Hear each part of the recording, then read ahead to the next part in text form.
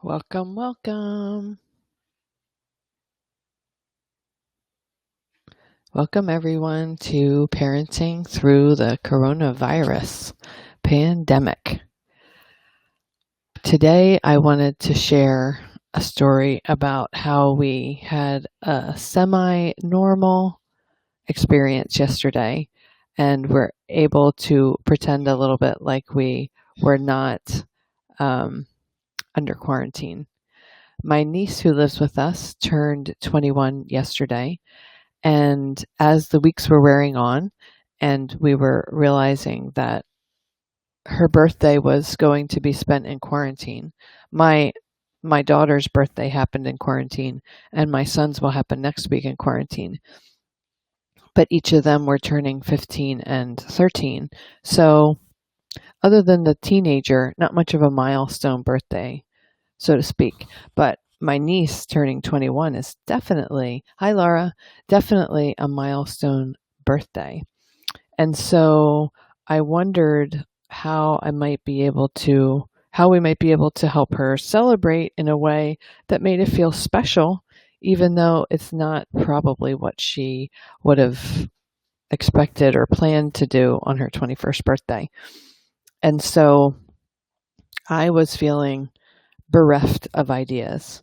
And so I reached out to my wonderful community of colleagues and I said, here's the deal.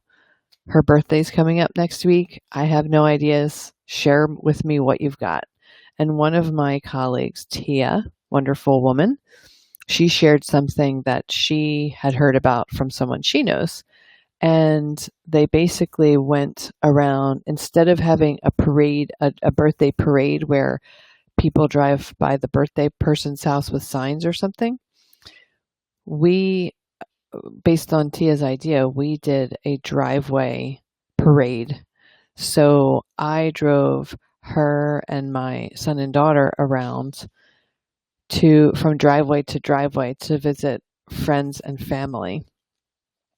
And so it was really, really fun.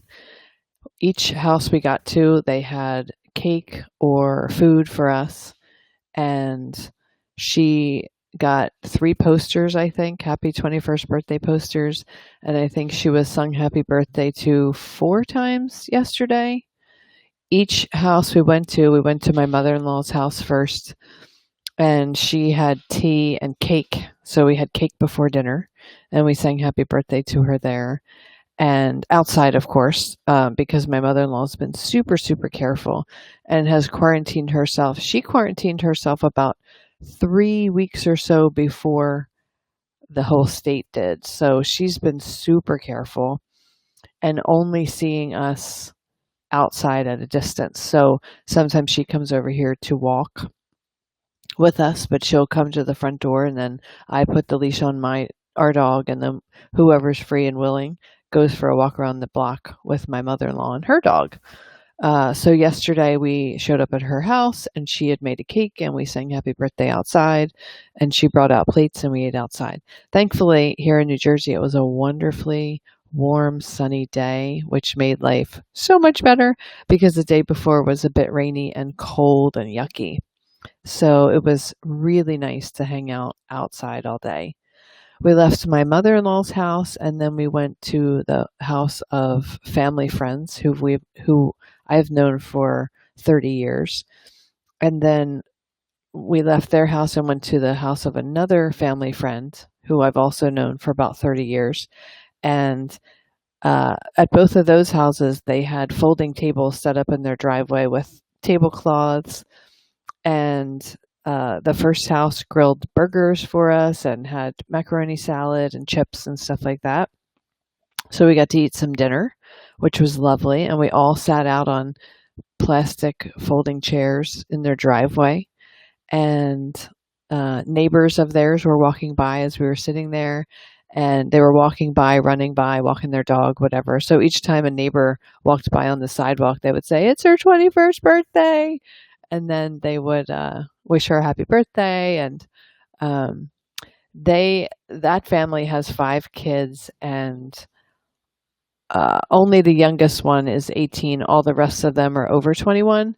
So they have this 21st birthday sash, like a little silky sash that they had, and each kid wore on their birthday. So they gave it to her, and she was wearing it all last night or all yesterday. So that was really cute.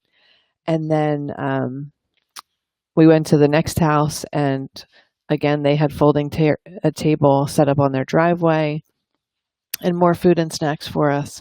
And then uh, they actually brought out they're like plastic pads, like a disc that you Velcro to your hand with a tennis ball and Velcro. So it's kind of like a glove, sort of. So we played catch out in the street with these tennis balls and Velcro pads, which was fun because that, allowed people to some, have some semblance of normalcy. It was so nice to see other people who are not the people we live with. I feel like my nuclear family in this house is in a unique, fortunate situation because there are 7 of us here: my husband, myself, my 3 kids, my brother-in-law, and my niece. So there's always someone to do something with, whether it's watch a movie, play a board game, play a card game, do a puzzle. We have a beach volleyball court in our backyard, so who's going out there to play? Who's working out in the basement because we have a low weight set down there? Who's doing a puzzle? But also, if you want to be alone and just hang out and do your own thing, read a book or watch something on your phone, there's that option too. So we're finding that we're not getting sick of each other because we're constantly shifting who's doing what with whom, and it seems to be working beautifully. And everybody is feeling really connected and enjoying each other and making the most of this. But even with that being a beautiful thing, it was really nice to see different faces yesterday and to see some friends and family that we haven't really seen. My husband said a couple days ago, no offense, I love you people and all, but I really would like to see some new fresh faces that I haven't seen every day for the last 7 weeks. And we laughed about that. And I totally understood what he meant, but I didn't necessarily feel that way until I actually saw new faces yesterday. And then I thought, wow, I really understand why he said that, because I never appreciated how good it felt to see other people. So that was really nice. And then on the way home, we stopped at my other brother-in-law and sister-in-law's house, and we sat out in their backyard or their side yard for a few minutes before we came home. At the first house we went to, or the first friend's house, the mom, FaceTimed my sister-in-law, who is my niece's mom. She lives in Florida, so she couldn't be here, obviously, for the birthday celebration. And so she was on FaceTime with us, so she got to talk to everybody, and we got to see her, and that was lovely. Then at the second friend's house that we went to, their daughter, who is close to my niece's age, she lives in a different state, so she obviously wasn't able to be here. So they put her on Zoom or FaceTime or whatever, so she was able to participate in that part of the celebration, even though she couldn't be there live. And then my niece had 2 different Zoom calls, one with her friends that she plays beach volleyball with on the weekends in the summer at the beach, and then one with her indoor volleyball teammates from college. So she kind of went around the world digitally and literally yesterday and got to connect up with all the people who mean so much to her. So it